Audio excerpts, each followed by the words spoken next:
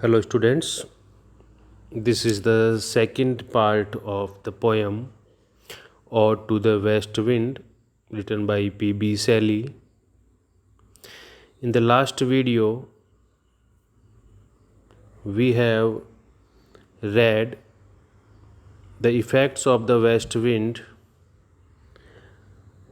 on earth in the first canto, over the sky in the second canto, and over the sea in the third canto. Now we will move towards to our fourth canto. In this canto number fourth, now first time the speaker begins to describe his own desires more clearly. In the last three cantos, we have seen that the poet is asking to west wind to hear him, but what he wants to say was not clear. This time, in this stanza, we can see it clearly. He wishes he were a dead leaf or a swift cloud that the west wind could carry, or a wave that would feel its power and strength. He imagines this would make him almost as free as the uncontrollable west wind itself. In the next few lines, the speaker is willing to compromise, even if he can't be a leaf or a cloud. He wishes he could at least have the same relationship to the west wind that he had when he was young, when the two were comrades or companions. When he was young, the speaker felt like it was possible for him to be faster and more powerful than the west wind. Further, the speaker claims that if he would have been a leaf or a cloud or the on the west wind, or felt young and powerful again, he wouldn't be appealing to the west wind now for its help. He begs the wind to treat him the way it does with natural objects like waves, leaves, and clouds. Now, in the end, the speaker exclaims, I fall upon the thorns of life, I bleed.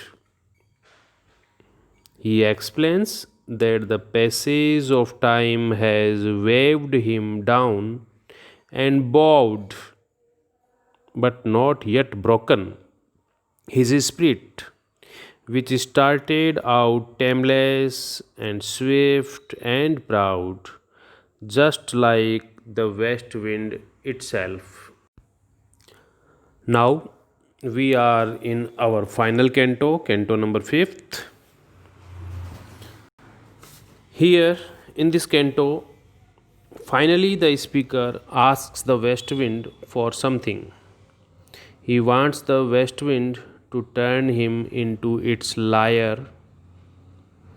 This image is related to Aeolian harp, a common metaphor in romantic poetry. The Aeolian harp is sort of like a stringed version of a wind chime. It is an instrument that you only have to put out in the breeze and nature will play its own tunes. Here, Shelley's speaker describes himself as the harp or lyre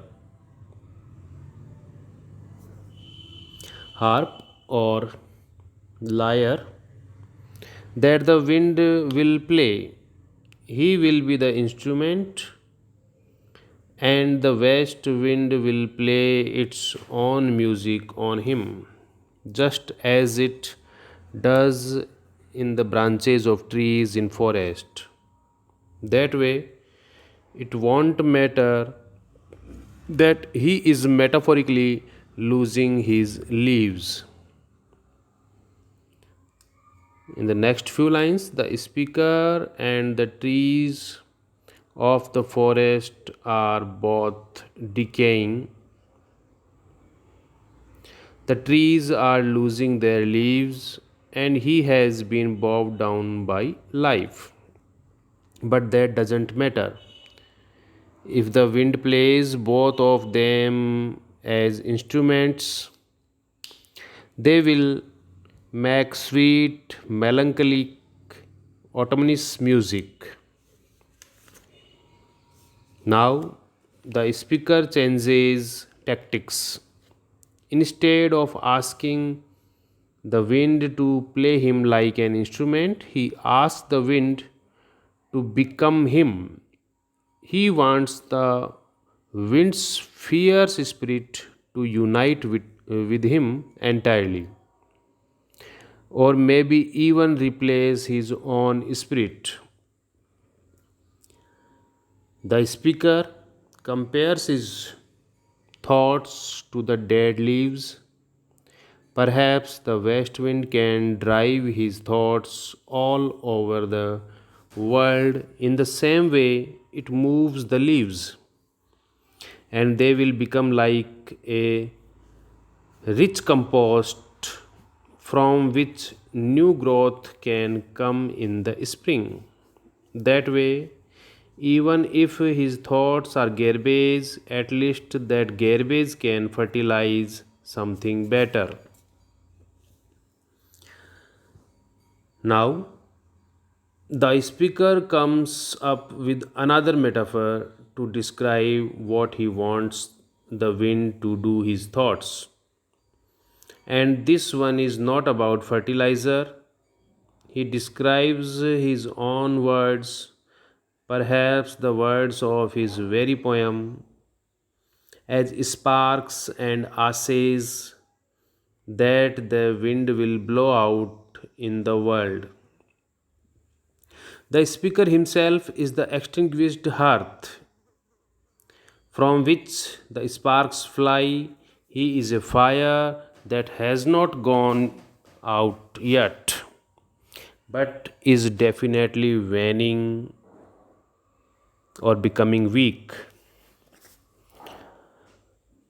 The speaker returns to the metaphor of the wind playing him as an instrument, but this time he describes his mouth as a trumpet through which the wind will blow its own prophecy.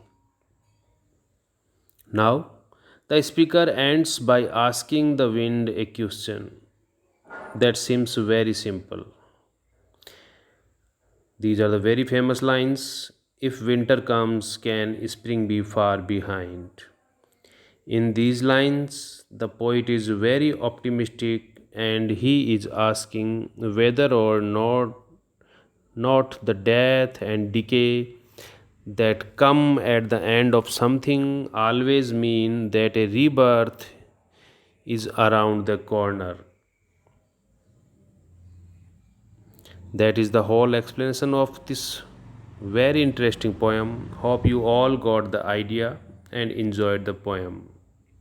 Thank you.